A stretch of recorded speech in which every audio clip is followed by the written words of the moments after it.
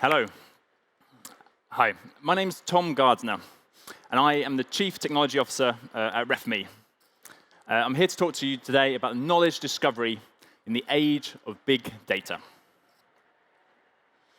So this is me on my very first day of school. Back then, it was a simpler, far more innocent time. So education and learning was all about books. They were the core texts that your teacher gave you. And then for everything else, there was just the school library. Sure, you were restricted to those four walls and those books that you could physically touch. But in those days, that seemed like all the content you would ever need. Now, computers and the internet back then were more of a special occasions. In my school, at least, if we were lucky, we had one computer per classroom. And access to it really was just for those who completed their maths homework early. Now, fast forward quite a few years, and suddenly the world is a very different place. It's a world with lots of computers in lots of shapes and sizes. And all those computers, their screens, are the gateway to access to more content on more topics than we can ever imagine, than we could ever want. Children today, the modern child, has grown up with all these computers. And for them, they don't distinguish between studying and fun. For them, it's all just learning. But the problem with all this content, all this endless content online and wherever, is how on earth how does the future student stay on top of it all? How do they watch it all? How do they read it all? The truth is, they don't. They can't.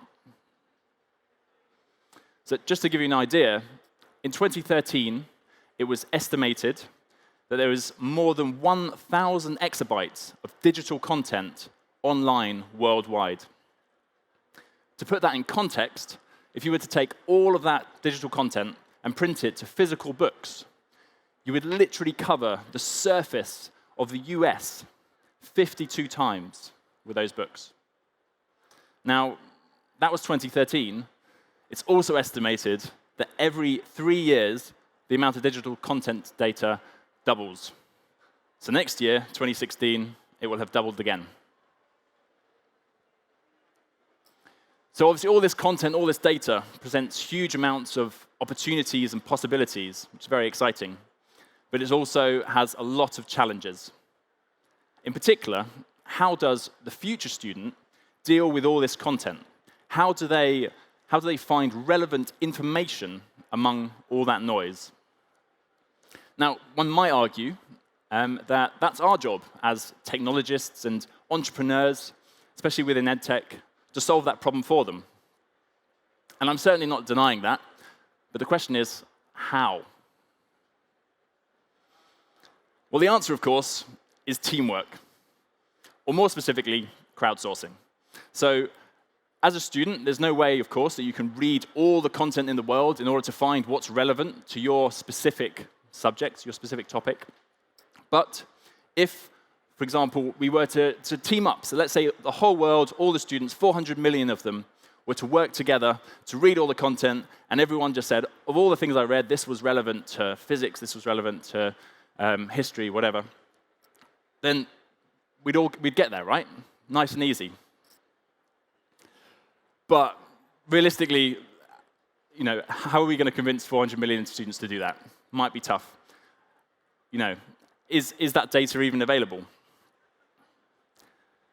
The good news is, yes, it is. That data is actually already available. And it's available in the form of citation data.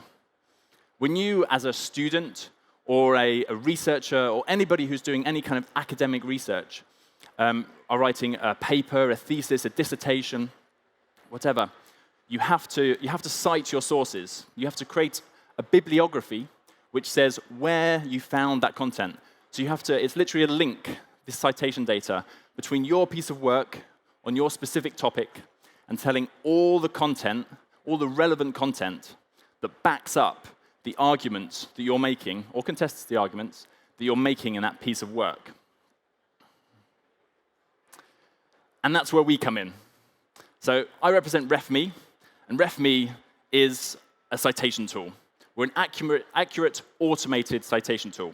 What that means is, if you're a student and you have to do your research, create your bibliography, your citations, you can literally take our apps for iOS and Android and scan the barcode of the book you're holding in front of you, and we will instantly create an accurate, automated citation. Also, if you're in the browser and you found a journal article, a news article, or a website that's really relevant to you, you can, in a single click, create a citation, but also add it to your research. And of course, we have a web platform where you can collect, collaborate, and organize all that. But most importantly, this is completely free and available to all the students of the world, and we want it to always be. So who needs RefME? Well, it turns out, as I said, there's 400 million students worldwide that really do. And they have to use citations. They have to, because if they do not, it's something called plagiarism. And RefME is there to help them. Now, how are we doing so far? There's 400 million students. We've so far got 1 million of them using it. And we've managed to do that in less than a year, which means we've managed to grow faster than Facebook, Pinterest, and Twitter did. Now, you may wonder, how is that possible? Well, it turns out citations is a real problem, a real pain, and hopefully many people will remember that from when they were at university, and that we're solving. And because of that, people are telling their friends about RefME, and it's spreading the word quickly. So back to citations. Citations are really, really interesting, really exciting, because they don't just tell you which book, which article, which website is relevant. They tell you which paragraph, which sentence, literally the pinpoint of which part of this huge book was relevant to that particular topic within the context of what you're reading. And so citations, the data we're collecting, we find out every day as new content's made available what's relevant in that particular person's research world. So, for example, if you were interested in the topic of AI, we could look at our data, and I can tell you, for example, that there's some really, really interesting opinions being made within that area. So if you take the top left, we've got Wired magazine talking about soon Gmail's AI could help you reply to your emails for you. Now, for anybody who's using Google Inbox at the moment, you'll probably know they released this last week. So this is a bit out of date, but it's pretty exciting. The bottom left, we've got a novel algorithm assesses the creativity of given paintings. So these are really exciting things we're doing within AI. Just to contrast that, however, on the right-hand side, there's also kind of controversial opinions around AI. So you've got Professor Stephen Hawking saying the development of full artificial intelligence could spell the end of the human race. Terrifying. And then at the bottom, bad news for IT, robots and artificial intelligence will take your jobs. So different opinions. But that's what's trending, say, in a particular field. But as a researcher, you're probably, especially say you're doing a PhD, you're really deep into your topic. Say you're an astrophysicist focusing on something really, really specific. If this is you, up on the top right, you've read lots and lots of content. And among those things, you found some of it's relevant, some of it's not. Let's say, for example, you found that books A, B, and C are relevant to your particular topic, really specifically relevant. Well, if you were to cite those within RefME, there's a really, really good chance that we probably have, I don't know, say 1,000 other students or users who have also found A, B, and C really relevant. But they've been looking in other places to you, and they've, for example, also found X, Y, and Z, X, Y, and Z. So suddenly, your search started from all this content in the world. Where do I start? Down to, OK, well, we can start recommending things like X, Y, and Z, which, through kind of crowdsourcing, other people have found to be relevant. So really narrowing down the information you need to read.